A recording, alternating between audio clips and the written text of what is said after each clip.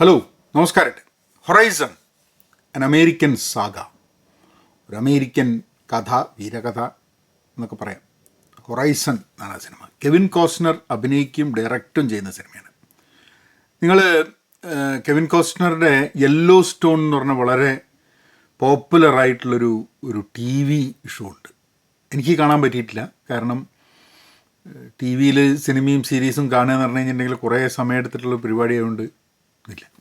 അപ്പോൾ അദ്ദേഹത്തിൻ്റെ അതൊന്നൊക്കെ അയാൾ മാറിയിട്ട് അയാളിപ്പോൾ ഒരു 4 പാർട്ടായിട്ട് എടുത്ത ഒരു സിനിമയാണ്.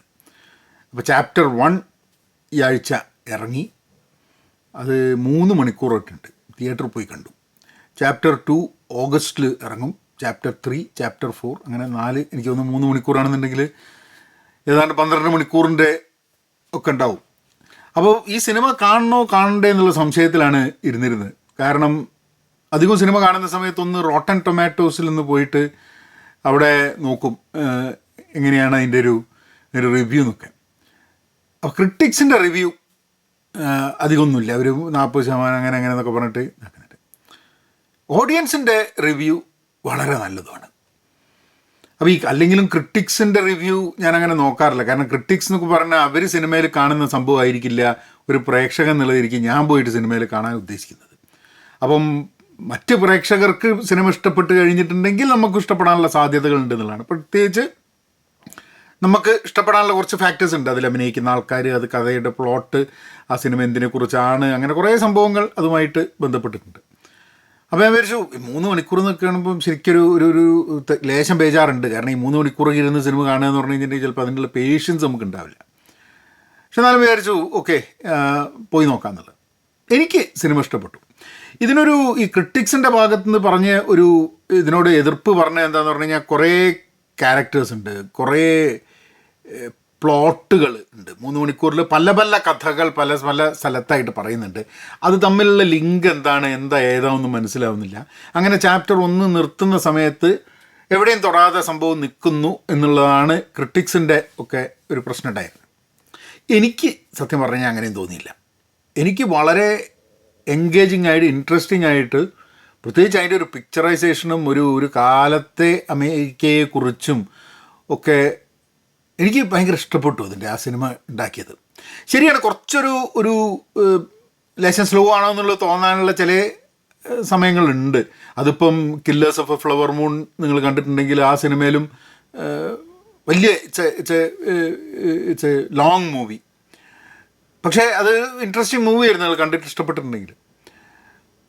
അപ്പോൾ ഞാൻ വിചാരിച്ചു ഓഗസ്റ്റിൽ എന്തായാലും ഇപ്പോൾ സെക്കൻഡ് ചാപ്റ്റർ 1, 2 വരും. അപ്പോൾ അത് ചിലപ്പോൾ ആൾക്കാർ കണ്ടിട്ട് പറയും ഇത് ഗംഭീര സംഭവമാണ്, ഇത് കണ്ടില്ലെങ്കിൽ നഷ്ടമായി എന്നുള്ള. അപ്പോൾ ആ സമയത്ത് പോയിട്ട് നമുക്ക് തിയേറ്ററിൽ പോയി കാണാൻ പറ്റിക്കൊള്ളണമെന്നില്ല. അങ്ങനെ തിയേറ്റർ കണ്ടു. ഇതിൻ്റെ ഒരു ചെറിയൊരു ഇത് പറയാം. അതായത് pre and post civil war, American civil വാർ സമയത്താണ് ഇത് നടക്കുന്നത്. അതൊരു 12 വർഷത്തെ ഒരു ടൈം ലൈനിലാണ് ഈ 4 സിനിമകളും വരാൻ പോകുന്നത് എന്നുള്ളതാണ്. അപ്പോൾ ആദ്യത്തെ ഇതിൽ അവർ ഒരു ക്യാരക്ടർ ഇൻട്രഡക്ഷൻ, അതായത് സെറ്റിലേഴ്സ് പല സ്ഥലത്തു നിന്നായിട്ട് അമേരിക്കയിൽ വന്ന് സെറ്റിൽ ചെയ്തിട്ട്, അതായത് ഇവിടുത്തെ നേറ്റീവ് അമേരിക്കൻസിൻ്റെ സ്ഥലത്ത് അവർ വന്ന് താമസമാക്കുന്നതും അതുമായിട്ടുള്ള പ്രശ്നങ്ങളുമാണ് ഇതിലുള്ളത്. അതിൽ അമേരിക്കൻ ഗവൺമെൻറ് അതിൻ്റെ ഫോഴ്സ് ചില സ്ഥലങ്ങൾ അപ്പാച്ചി ഇന്ത്യൻസിന് വേണ്ടിയിട്ട് മാത്രം, അപ്പാച്ചി ഇന്ത്യൻസ് എന്നാണ് പറയുന്നത്, നേറ്റീവ് അമേരിക്കൻസിന് ഒരു വിഭാഗം. അപ്പോൾ അവർക്ക് വേണ്ടി ചില സ്ഥലങ്ങൾ അവർക്ക് വേണ്ടിയിട്ട് എഴുതി കൊടുത്തിട്ടുണ്ട്. അവിടെ വേറെ സെറ്റിലേഴ്സ് ഒന്നും വരില്ല. പക്ഷേ അവിടെ സെറ്റിലേഴ്സ് വരികയും ആ സെറ്റിലേഴ്സ് കൊല്ലപ്പെടുകയും, ആ കൊല്ലപ്പെട്ട സെറ്റിലേഴ്സിൻ്റെ ബന്ധുക്കൾ കുറച്ച് ആൾക്കാർ ഈ നേറ്റീവ് അമേരിക്കൻസിനെ റിവെഞ്ച് എടുക്കാൻ വേണ്ടി പോകുന്നതും അതൊക്കെ ഒരു പ്ലോട്ട്. എന്നിട്ട് അതിൽ കുടുംബമൊക്കെ നഷ്ടപ്പെട്ട ഒരു അമ്മയും മകളും ഈ ഫോഴ്സിൻ്റെ കൂടെ അവരുടെ എൻകാമ്പ്മെൻറ്റിലേക്ക് പോകുന്നത്, അത് ഒരു പ്ലോട്ട്. വേറൊരു സ്ഥലത്ത് ഒരു ഡ്രിഫ്റ്റർ, ഒരു ഡ്രിഫ്റ്റർ എന്നൊക്കെ പറയാം, കെവിൻ കോസ്റ്റ്നറുടെ ക്യാരക്ടർ. അതിങ്ങനെ ഒരു ചെറിയൊരു ടൗണിൽ വരുന്നു. അവിടെ വെച്ചിട്ട് ചില കാര്യങ്ങളൊക്കെ ഉണ്ടായിട്ട് അവിടുന്ന് ഇയാൾ 2 പേരെ സംരക്ഷിച്ചിട്ട് വേറൊരു വഴിക്ക് ഇയാൾ പോകുന്നു. അത് വേറൊരു പ്ലോട്ട്.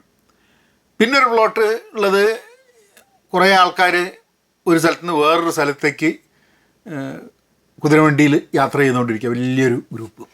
അവരുടെ ഇടയിൽ ഉണ്ടാകുന്ന ചില പ്രശ്നങ്ങൾ. അപ്പം ഇങ്ങനെ 4-5 പ്ലോട്ടുകൾ ഇങ്ങനെ കുറേശ്ശായിട്ട് കാണിക്കുകയാണ് ഈ സിനിമയിൽ ചെയ്തിട്ടുള്ളത്.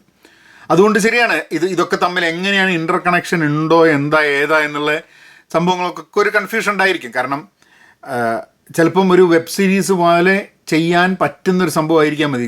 എനിക്ക് തോന്നുന്നത് അതിലൊരു ക്രിട്ടിക്സിൻ്റെ ഇതിൽ അവർ പറഞ്ഞൊരു സംഭവം വിച്ച് മൈറ്റ് ബി ട്രൂ. എന്താണെന്ന് പറഞ്ഞാൽ, നമ്മളിപ്പോൾ ഒരു യെല്ലോ സ്റ്റോൺ മാതിരിയോ അല്ല ഇങ്ങനത്തെ ഒരു സീരീസ് കാണുകയാണെങ്കിൽ ആ ഒരു സീസൺ മുഴുവൻ ഉണ്ട്. അപ്പോൾ സീസൺ എന്ന് പറഞ്ഞു കഴിഞ്ഞാൽ ഏതാണ്ട് 10 എപ്പിസോഡ് ഉണ്ടാവും. അപ്പോൾ ഒരു 10 മണിക്കൂറിൻ്റെ സാധനം നമ്മൾ ഒറ്റയടിക്ക് കണ്ട്, അപ്പോൾ ആ ഒരു 10 മണിക്കൂർ കാണുമ്പോഴേക്കും നമുക്ക് ഒരുവിധം കാര്യങ്ങളുടെയൊക്കെ കടപ്പ് മനസ്സിലാവും. ഇതിപ്പോൾ ആ 3 മണിക്കൂർ കൊണ്ട് കുറേ പ്ലോട്ടുകളുടെ ടച്ച് ചെയ്ത് അങ്ങ് പോയിട്ടേ ഉള്ളൂ.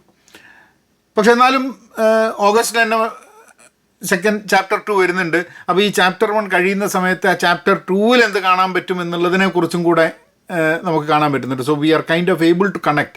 അതിൽ ചില ക്യാരക്ടേഴ്സിനെ കാണുമ്പോൾ ഓഹോ ഇങ്ങനെയൊക്കെ ചില ബന്ധങ്ങൾ വരാൻ പോകുന്നുണ്ട് ഇല്ലേ ഇൻ ദ ഫ്യൂച്ചർ എന്നുള്ളത് മനസ്സിലാവാൻ പറ്റും.